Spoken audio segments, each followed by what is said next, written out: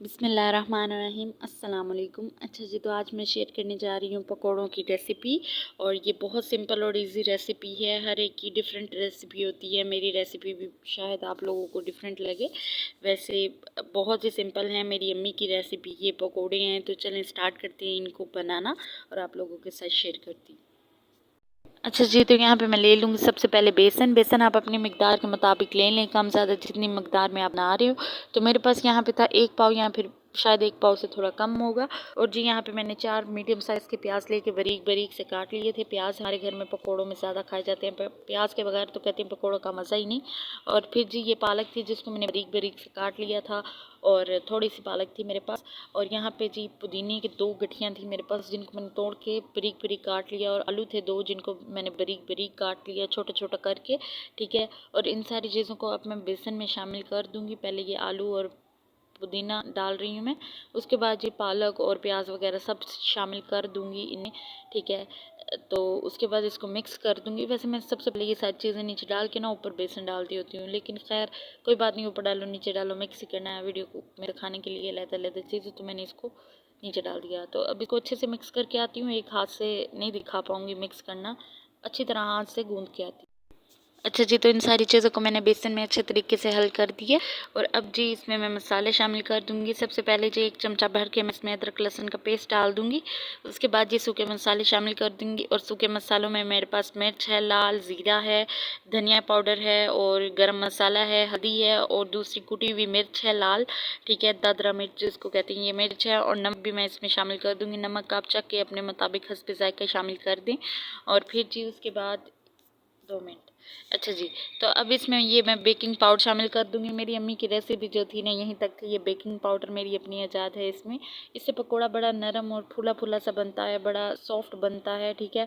और ऊपर से काफ़ी क्रंची बनता है। तो ये एक दफ़ा ज़रूर मेरे कहने पे बना के देखिएगा। इसको मैं अच्छे तरीके से अब दही डाल के मिक्स कर लूँगी। अच्छा जी, तो पकोड़ों के सामान को मैंने अच्छे तरीके से गूँध लिया है। इसको मैंने दही डाल के गूँधा है, और इतना गूँधा है कि ना तो ये इतना ज़्यादा पतला रहे और ना इतना ज़्यादा सख्त हो जाए। और मैंने पानी डाल के ही गूँधा। मेरी अम्मी कहती हैं कि दही में अगर पकोड़ों को बनाओगे ना तो पकोड़ों का जायका बहुत ही ज़्यादा ज़बरदस्त हो जाएगा इंशाल्लाह। जो एक दफ़ा खाएगा ना वो बार बार मांगेगा आप ही के हाथ के पकोड़े। तो दही से बहुत ज़्यादा डिफरेंट और बहुत मज़े का जायका आ जाता है।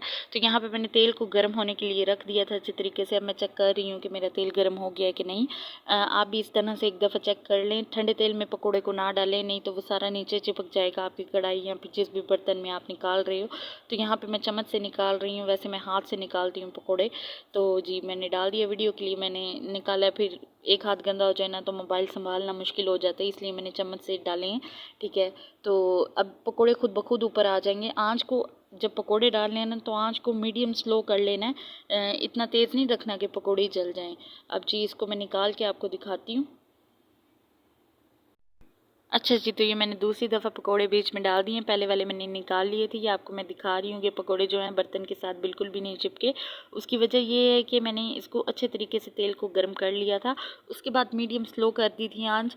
ये नहीं कि तेल गर्म करके और फिर आंच को तेज़ ही रखना है आपने, वो स्लो कर देनी है। ये ना हो कि पकोड़े जो हैं आपके अंदर से कच्चे रह जाए और ऊपर से जो है वो लाल लाल हो जाएँ। इसलिए मीडियम स्लो पे इनको पकाना है 3 से 4 मिनट। अच्छा जी, तो यहाँ पे मैं पकोड़े निकाल रही हूँ। और पकोड़े जो है ना मेरे बड़े ज़्यादा सॉफ्ट और क्रंची क्रंची से बने थे। बहुत मज़े के लग रहे थे खाने में, और एकदम से ना अंदर से गल चुके थे।